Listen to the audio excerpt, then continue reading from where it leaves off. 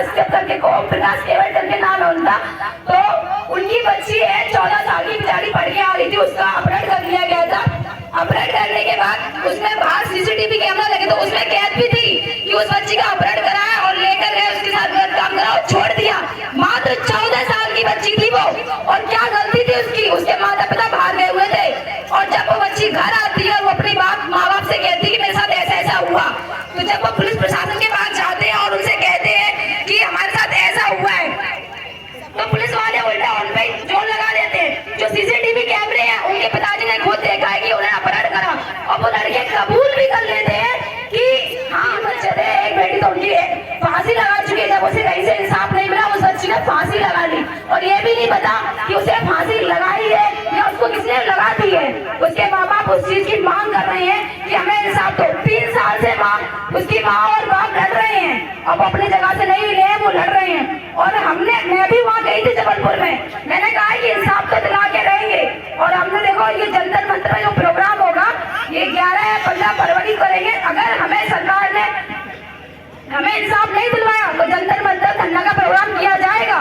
ये क्या, अगर इन्हें जंतर मंतर के बाद भी नहीं दिया ना तो पूरा भारत क्यों ना जाम करना पड़े, हम करेंगे और हम लड़ेंगे। मैं इसीलिए लड़की में सिर्फ बहन बेटे पे बात आएगी तो मैं चुप नहीं रहती हूँ, और मुझे पता है मेरा ही समाज मुझे खींचने की कोशिश करता है। जब मैं निशा कश्यप वाली बहन के केस में इन्वॉल्व थी, वो सिंगल लड़की थी, मैं मेरे माँ बाप को भी नहीं पता था मैं कहाँ हूँ, कि मैं कहाँ गई हूँ। झूठ बोल के गई थी कि मैं पापा जा रही हूँ दिल्ली, मैं पढ़ती हूँ मेरठ में, मैं बोल के गई थी। कुछ लोगों ने क्या करा, मेरी टांग खींचनी शुरू कर दी कि भाई लो वो तो ऐसे काम कर रही है।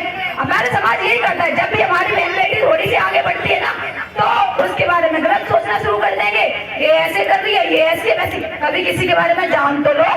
कहीं नहीं जाती हूँ, और जितना केसेस में मैं इन्वॉल्व होती हूँ ना, एटा वाले केस में 3 दिन से थी मैं वहाँ पे, मुझे पुलिस ने धमकी दी थी कोई सुरक्षा के लिए आए हुए हैं। मैंने कहा हमें जरूरत नहीं है आपकी सुरक्षा की। स्वाद अंकल जी भी वहाँ गए थे, उन्होंने भी समझाया जाके, लेकिन एटा पुलिस प्रशासन इतना घटिया हो चुका था, वो बिल्कुल सहयोग नहीं देता। इनके पीछे भी गाड़ियां लगाई गई थी, और जो एक प्रताप सिंह खालसा आया था उसके पीछे भी गाड़ियां लगाई गई थी, क्योंकि उस बच्ची, क्योंकि आपको पता है अपने समाज में ना जो गरीब लोग होते हैं वो सोचते हैं उनको कीड़ा मकोड़ा समझ रखा है, जो ऊंची जाति के लोग हैं। मैं किसी धर्म या जाति के विरोधी नहीं हूँ, मैं बस उस चीज की विरोधी हूँ मैं जो छोटी छोटी बच्चियों को नहीं वो समझते हैं। बेचारी पढ़ने जा रही थी, क्या दोस्त था उस बच्ची का, बस सुनने में आया था कि बांधने का खेत था, उसमें से बांधी तोड़ रही थी वो, उसने तोड़ ली। उस आदमी ने जो करा पूरा प्लानिंग के साथ करा था, उसने जो बात उसमें आई थी तो उसने मार करके उसमें डाल दिया, और उसके बाद जो वो वहाँ पे था खेत का मालिक जो था वो गया बाहर, जाके उसने बोला कि जाओ खेत में देख कर आओ। तब जाके उन्होंने देखा कि वहाँ तो एक बच्ची की लाश पड़ी हुई है। पूरा ऐसी प्लानिंग के साथ केस हुआ था ना, और जब एटा पुलिस प्रशासन ने वहाँ का मतलब बिल्कुल साथ छोड़ दिया तो अलीगढ़ प्रशासन से बात करी, मैं उसमें खुद शामिल थी इस केस में। जब अलीगढ़ प्रशासन से बात की उन्होंने सहयोग दिया और उस बच्ची को न्याय मिला। उसके पिताजी को योगी सरकार की तरफ से 10 लाख रुपए भी दिए गए थे, और खुद उसके जो लड़की के घर वाले थे उसको इतना मतलब पुलिस वालों ने परेशान कर रखा था, उसके भाई को मारा कूटा। वो डर रहे थे कि मैं नाम नहीं लूंगा, भाई बोलेंगे कि हमें इंसाफ दो तो ये लोग हमें मारेंगे।